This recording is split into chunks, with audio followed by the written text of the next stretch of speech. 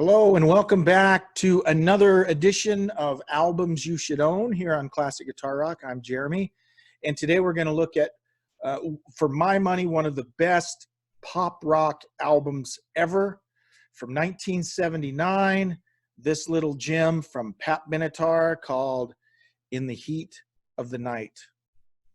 Just a great album. I was in 7th grade when I heard We Live for Love, which was kind of a atmospheric, spacey kind of, it to me sounded like something I'd never heard before. And I thought, what is this? And then when I heard the other songs, it was more rock and roll, right? And I really liked it.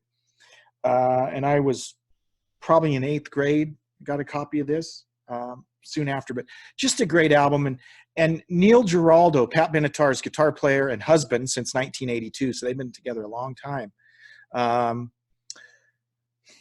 Just one of the great guitar players of that era, still a great guitar player.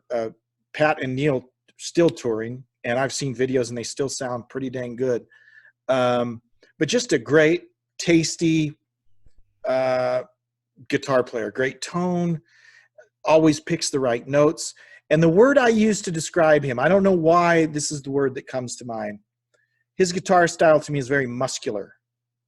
I don't know what I mean by that, other than that's the word that comes to mind he's got a lot of vibrato. You could tell his hands are just really strong and he's wringing the notes out of the neck and just powerful.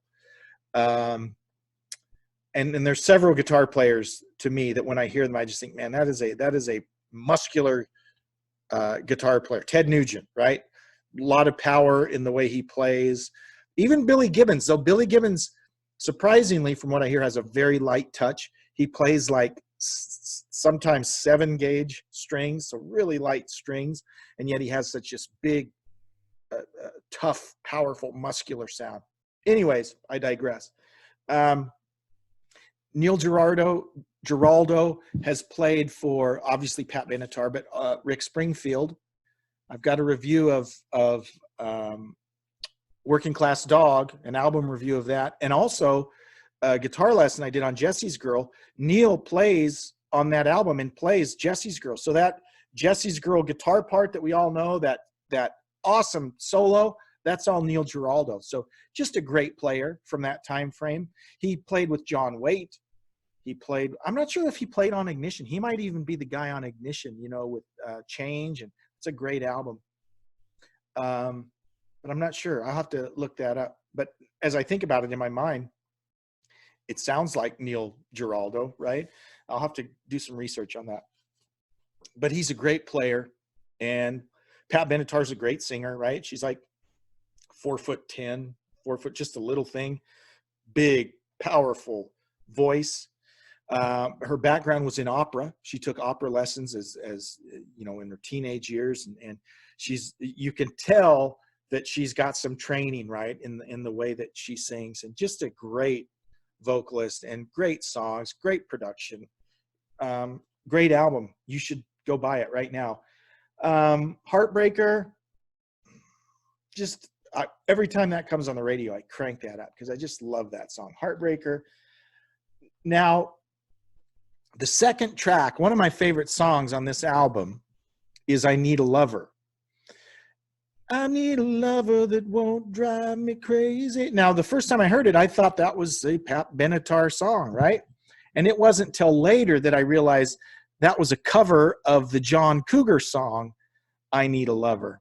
And I can remember when I heard the John Cougar version, I think, man, he sure screwed up this Pat Benatar song, didn't he? Because the Pat Benatar version kicks the snot out of the John Cougar version, in my mind. The John Cougar version is long and boring and pretentious, and it never gets anywhere, right? You're waiting for it to kick in. It never does. It sucks. On this album, it's awesome. It's short. It's to the point. It's catchy. It's got great guitars, great singing, just a great song.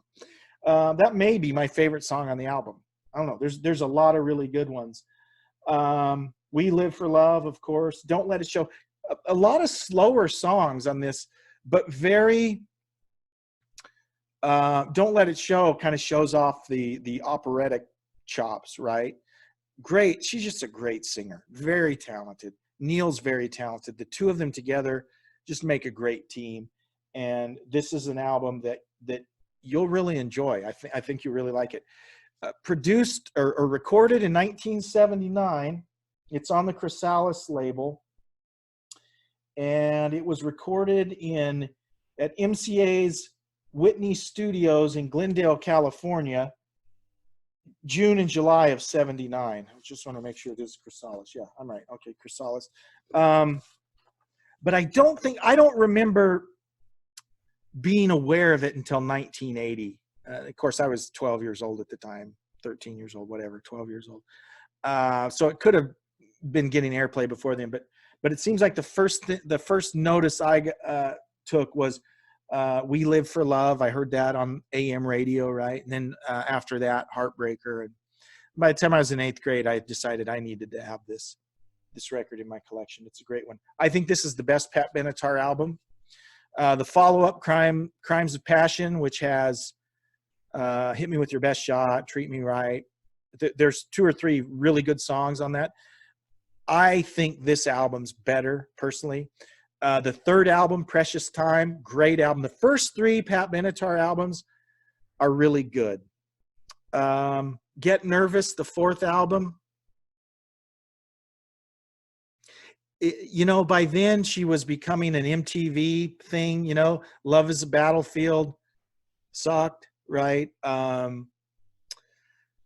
It's a Little Too Late, great song. I love that song off of Get Nervous. But by then, the arc of Pat Benatar was kind of, and it just became, to me, less rock and roll and much more just kind of contemporary hit radio at that point. Love is a Battlefield, Invincible, not bad songs. I shouldn't say they suck, right? But they pale in comparison to when they still were a rock band, right? Not that the music was bad or anything, but really it's the first 3 albums that you should have. And if you can only get one, if you can only fit one skinny record in your shelf from Pat Benatar, this is the one to get. All right. Hey, thanks for watching. If you haven't subscribed yet, please do so. And we'll talk to you later. Bye-bye.